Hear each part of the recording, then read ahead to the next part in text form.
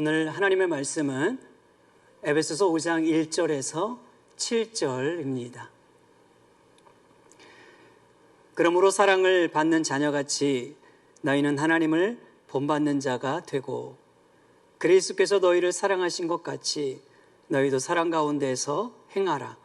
그는 우리를 위하여 자신을 버리사 향기로운 제물과 희생제물로 하나님께 드리셨느니라. 음행과 온갖 더러운 것과 탐욕은 너희 중에서 그 이름조차도 부르지 말라. 이는 성도에게 마땅한 바니라. 누추함과 어리석은 말이나 희롱의 말이 마땅치 아니하니 오히려 감사하는 말을 하라. 너희도 정녕 이것을 알거니와 음행하는 자나 더러운 자나 탐하는 자 곧 우상 숭배자는 다 그리스도와 하나님의 나라에서 기업을 얻지 못하리니 누구든지 헛된 말로 너희를 속이지 못하게 하라. 이로 말미암아 하나님의 진노가 불순종의 아들들에게 임하나니 그러므로 그들과 함께 하는 자가 되지 말라. 아멘. 오늘도 말씀 앞에 나오신 우리 모든 성도님들에게 하나님의 은혜와 평강이 함께 하시기를 주의 이름으로 축복합니다. 아이들이 자라는 것을 보면 아주 무서울 정도로 부모를 닮아가는 것을 볼 수가 있습니다. 제가 설교를 준비하다가 우연치 않게 영상 하나를 보게 되었는데요. 아이들이 부모를 정말 똑같이 닮는다는 것을 보여주는 그런 짧은 영상이었습니다. 예를 들면 이런 거죠. 부모가 이 지하철 안에서 전철을 기다리다가 고개를 기웃하고 손목에 있는 시계를 보는 장면을 아이가 똑같이 따라하고, 또 운전을 하다가 상대방을 향하여 소리를 치는 모습을 아이가 그대로 따라하는 것입니다. 계단을 올라가다가 사람을 밀치고 지나갔는데요, 그것을 또한 아이는 그대로 똑같이 하고, 캔콜라를 이제 마시고 아무렇지 않게 그걸 땅에 버리는 것을 아이가 똑같이 하더라는 거예요. 그러면서 이 영상의 맨 마지막에 가보면은 짧은 이 영어로 된 짧은 두 문장으로 이렇게 마무리하고 있는데요, 이런 단어였습니다. Children see, children do. 아이들이 보는 대로 행한다는 그런 메시지였습니다. 이렇게 아이들은 어른들의 행동을요 똑같이 정말 무섭을 정도로 닮아간다는 거예요. 부정적인 것을 보면 부정적인 그런 행동이나 태도 그대로 따라하고, 또 긍정적인 모습을 보면 긍정적인 말이나 행동이나 태도를 그대로 똑같이 닮더라는 말이지요. 여러분, 이와 같이 신앙도요 닮아가는 것입니다. 누구를 닮아가는 것일까요? 우리를 자녀 삼아 주신 하나님 아버지를 닮아가는 것입니다. 마치 자녀가 좋은 부모의 밑에서 그 부모의 말과 성품과 모든 삶의 태도를 똑같이 따라하듯이요, 성도는 바로 우리를 사랑하시는 하나님 아버지의 거룩한 그 성품을 닮아가야 한다고 말하고 있어요. 그래서 여러분, 사도 바울은 우리가 지난주 살펴보았듯이 에베소서 4장에서 하나님 자녀다운 삶은 옛사람을 버리고 새 사람을 살아내는 것이라 그렇게 말하지 않았습니까? 그러면서 그런 삶이 무엇인지를 구체적으로 제시했죠. 거짓을 버리고 진실한 말을 해야 한다. 분이 나도 해가 지도록 품지 말아야 한다 그랬어요.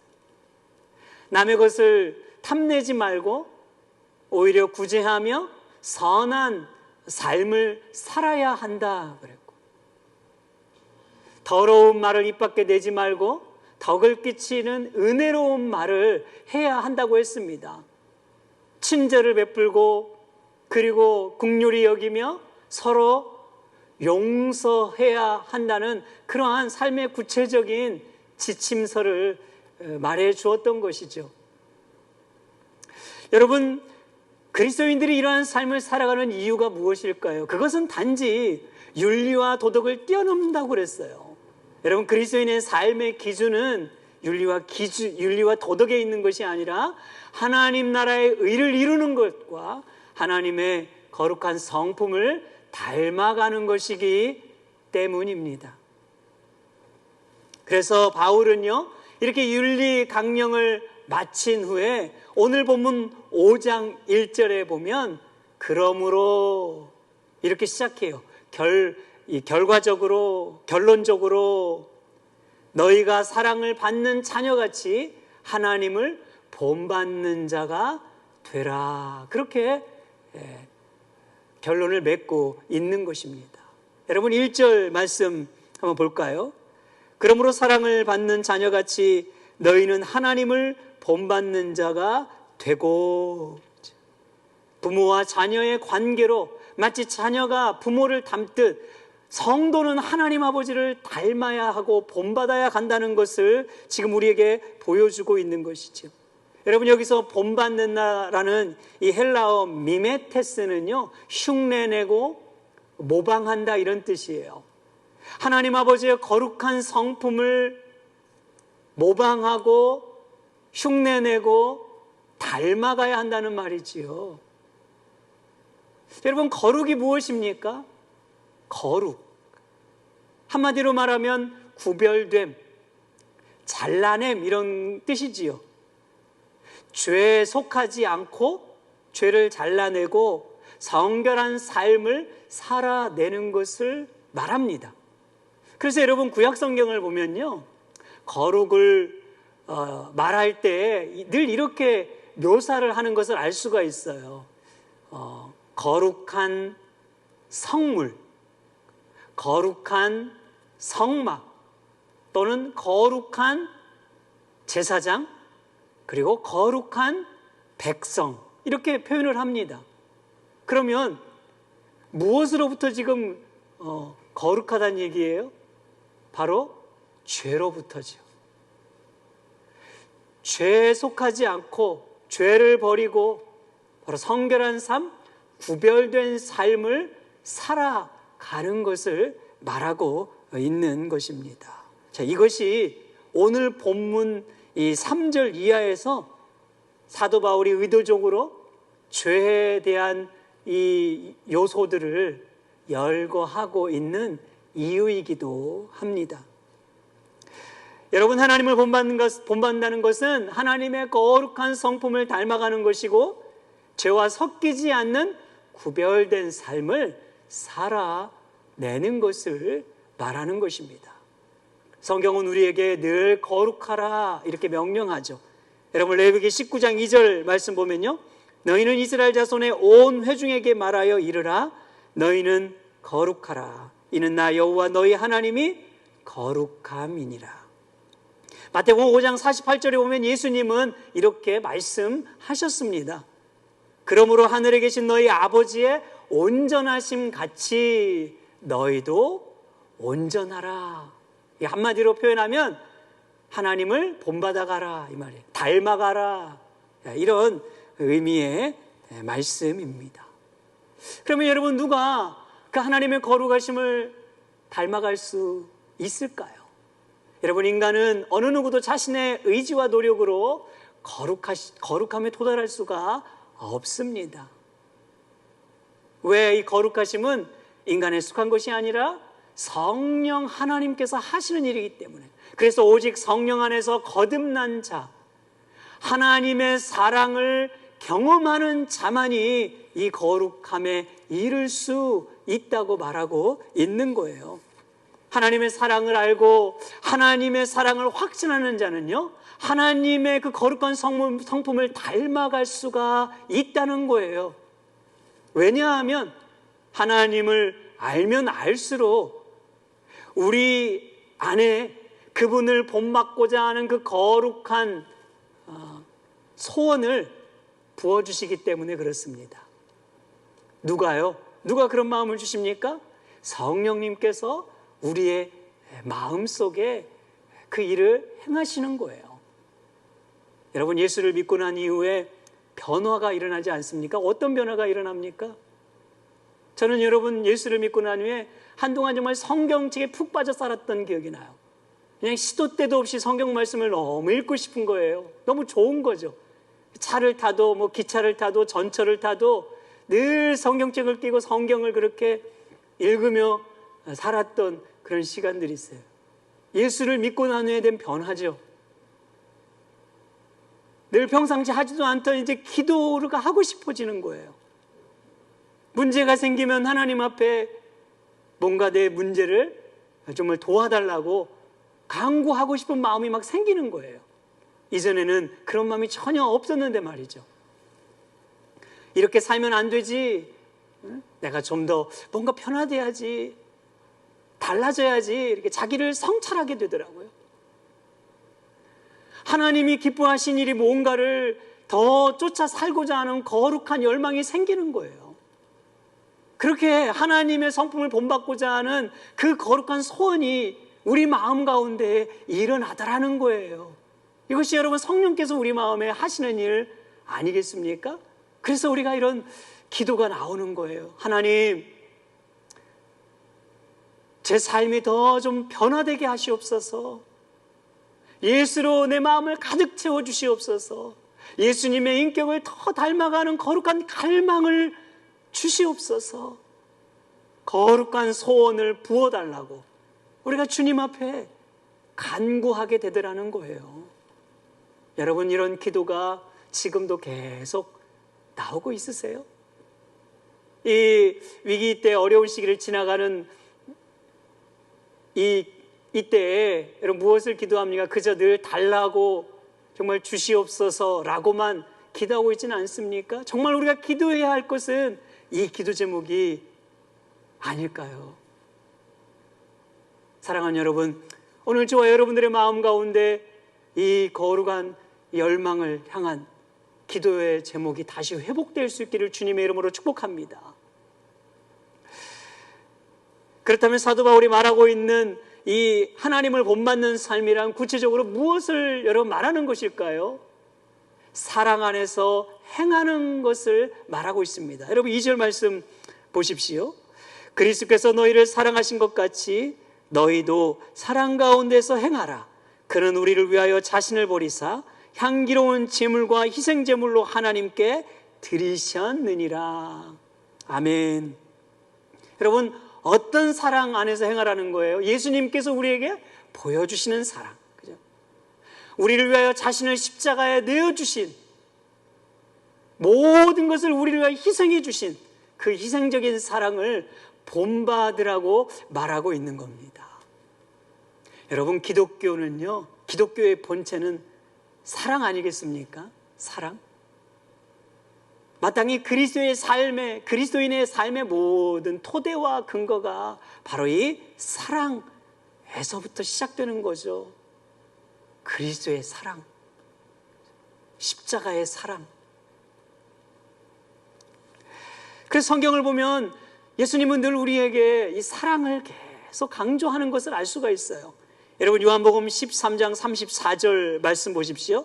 새 계명을 너희에게 주노니 서로 사랑하라. 내가 너희를 사랑한 것 같이 너희도 서로 사랑하라. 요한복음 15장 9절 말씀.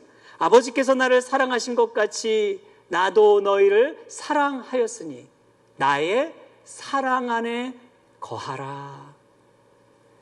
여러분, 요한일서 4장 12절 말씀. 어느 때나 하나님을 본 사람이 없으되 만일 우리가 서로 사랑하면 하나님이 우리 안에 거하시고 그의 사랑이 우리 안에 온전히 이루어지느니라. 아멘. 그렇게 예수님은 누누이 우리에게 사랑 안에 거하라고, 사랑을 행하라고, 사랑이 우리를 온전케 하는 것이라고 말씀하셨습니다. 여러분, 오늘 사도 바울은 하나님을 본받는다는 것을 대단한 어떤 것으로 말하지 않아요. 무슨 거창한 것을 이야기하지 않습니다. 사랑 안에서 행하는 것이라고 말하는 거예요. 여러분, 세상 사랑과 기독교의 사랑은 정반대 아닙니까? 세상 사랑의 기준은 자기 중심적이죠. 내 기분이 좋고 내 마음에 맞으면 하면 되고, 싫으면, 그죠? 하지 않으면 돼요. 그러나 여러분, 기독교 사랑은 그리스도 중심적입니다. 내가 아니라 예수님 중심적이에요. 그 주님의 사랑 위에 토대에 있기 때문에 내 감정, 내 상태, 내 환경이 어떠하든지 그것을 뛰어넘는 사랑이죠. 따지는 사랑이 아니에요. 나에게 도움이 되는가? 유익이 되는가? 나에게 무슨 이익이 되는가를 따지지 않는 사랑.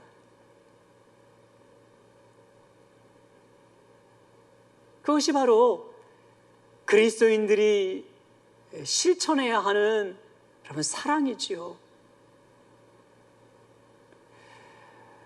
예수님께서는 이 사랑을 우리에게 가르쳐 주시면서 이렇게 말씀해 주셨어요.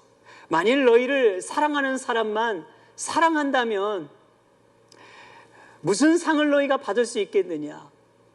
세리들도 이같이 하지 않느냐? 만일 너에게 인사하는 형제에게만 인사한다면 너희가 세상 사람들과 다른 점이 무엇이냐? 이방인들도 다 이같이 하느니라.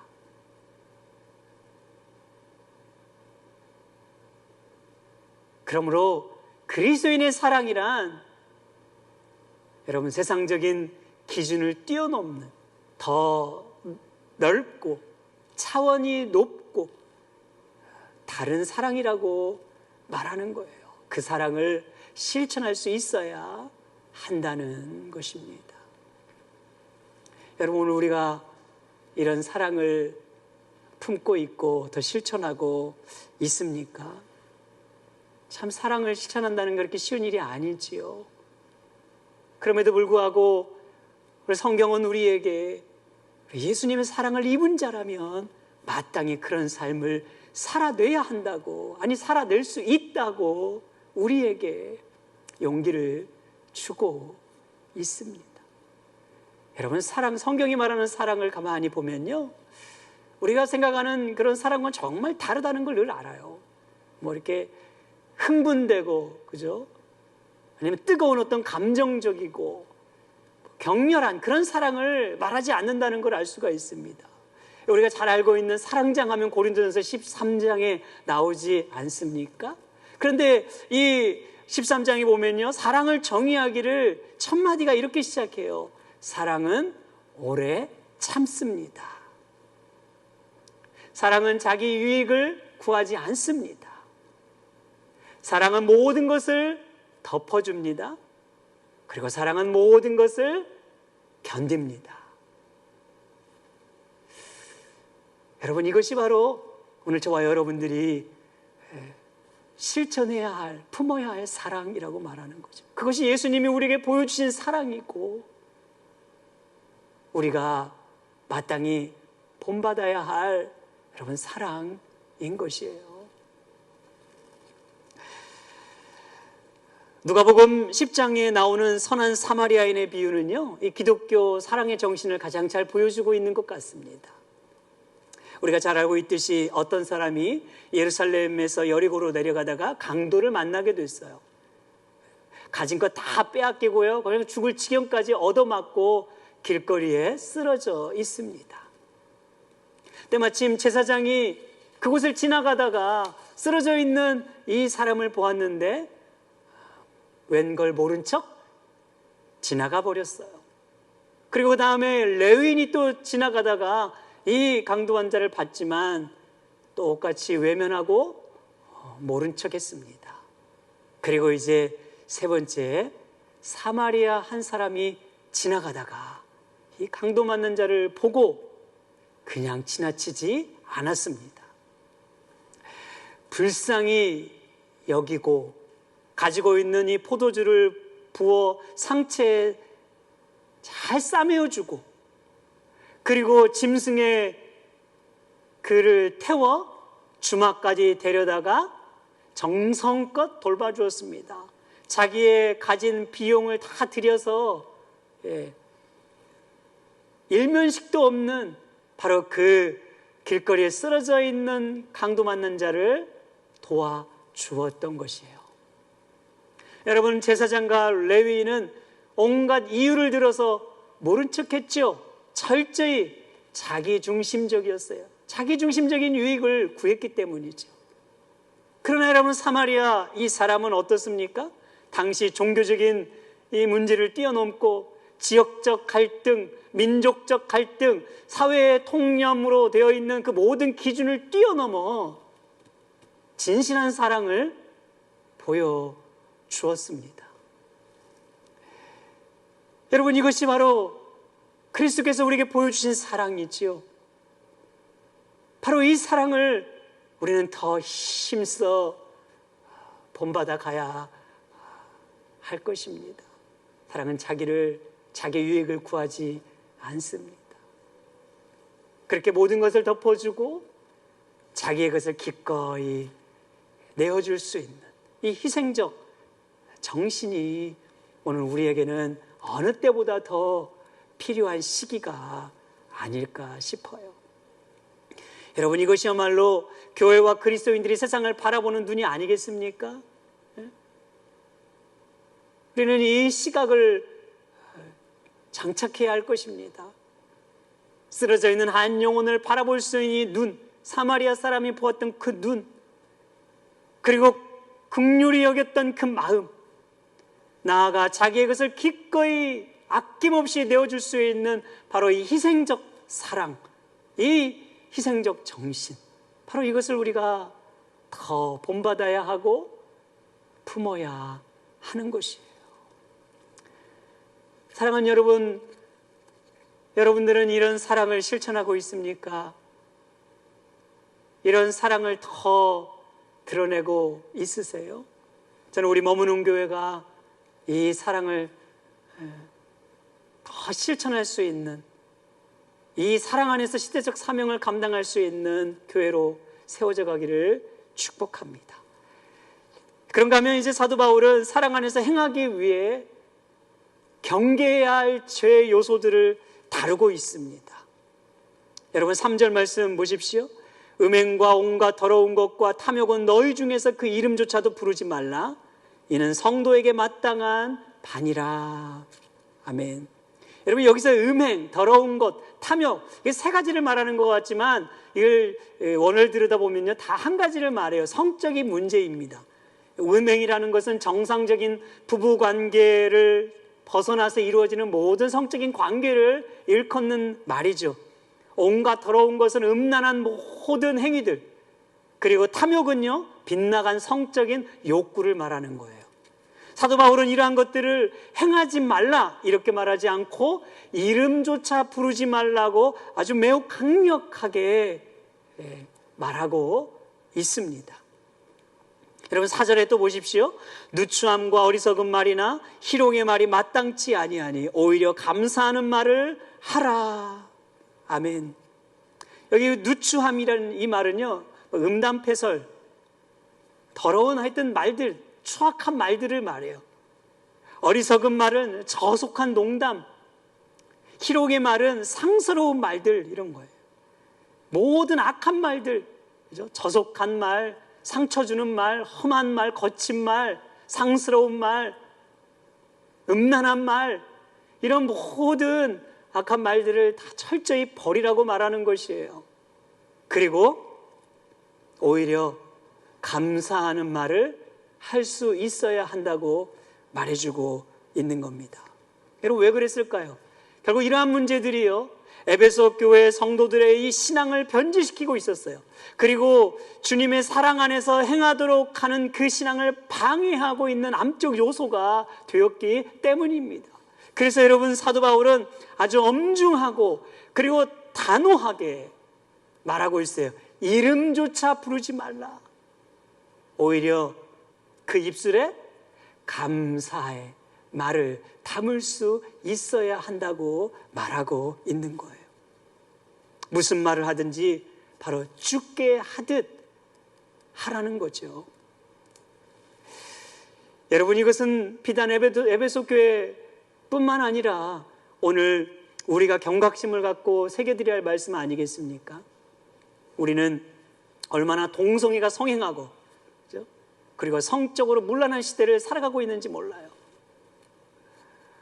오늘 우리는 정말 얼마나 자주 내 입으로 내뱉는 말들로 상처를 주고 다른 사람들의 영혼을 죽이는 그런 죄를 범하는 일을 서슴없이 하고 있는지 몰라요. 여러분, 말이라고 하는 것은 아주 작은 것처럼 보이지만 성경은 말을 그렇게 가볍게 말하지 않습니다.